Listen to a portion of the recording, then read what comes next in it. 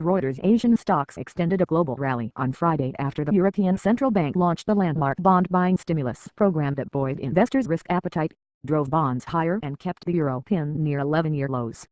Spreadbetters expect Europe to retain the previous session's funny mood, forecasting Britain's FTSE to open up by as much as 0.3%, Germany's DAX up 0.5% and France's CAC 0.7% higher.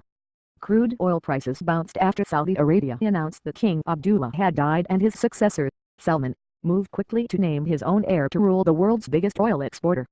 The United States crude rose 85 cents to $47.16 a barrel. The Saudi king's death added to longer-term uncertainty in energy markets already facing some of the biggest shifts in decades. The fear of the unknown is going to be supportive to crude oil prices, said John Kilduff, partner, Again Capital LLC in New York. King Abdullah was the architect of the current strategy to keep production high and force out smaller players instead of cutting output. The ECB took the ultimate leap into quantitative easing on Thursday, launching the government bond buying program which will pump hundreds of billions of new money into a sagging Eurozone economy. European shares surged, German stocks hit record highs and Eurozone bonds rallied, while German government bond yields slid to new record lows. The euro plummeted, bringing parity with the dollar in sight. On Wall Street, the S&P 500 and the Dow each gained 1.5% overnight. Lifted by the global surge in equities, MSCI's broadest index of Asia-Pacific shares outside Japan rose to an 8-week high and was last up 0.9%. Japan's Nikkei gained 1% and Australian and South Korean shares also made sizable gains. The Indonesian stock index rose to a record high. Although the risk-sharing aspect of the plan was a little disappointing, the quantitative easing scheme the ECB decided upon greatly exceeded market expectations. President Draghi proved he was indeed a Super Mario, Maruyama, senior economist at SMBC Nikko Securities, wrote in a client note.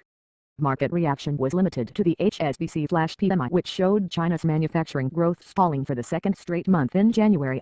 The survey also showed mounting deflationary pressures in China, which could reinforce expectations that authorities there will roll out more stimulus measures. The euro shed 0.2% to $1.134, not far from the 11-year through of $1.1316 struck overnight and having shed nearly 2% this week. The common currency also fell to a 3-month low of 134.28 yen. The euro is gearing up for another trial as global markets await snap Greek elections on January 25. The win by the leftist Syriza party, which has pulled ahead on opinion polls, could trigger a standoff with the EU/IMF lenders and drive Greece from the Eurozone. The dollar was up 0.1% at 118.60 yen. The greenback was on track to book a 0.8% gain on the week. The Australian dollar fell to a 5.5-year low of $0.7980. The Aussie has been under pressure as a surprise rate cut by the Bank of Canada this week has raised expectations the Reserve Bank of Australia could soon follow suit. Additional reporting by Henning Boystein in Singapore and Robert Gibbons in New York. Editing by Simon Cameron Moore.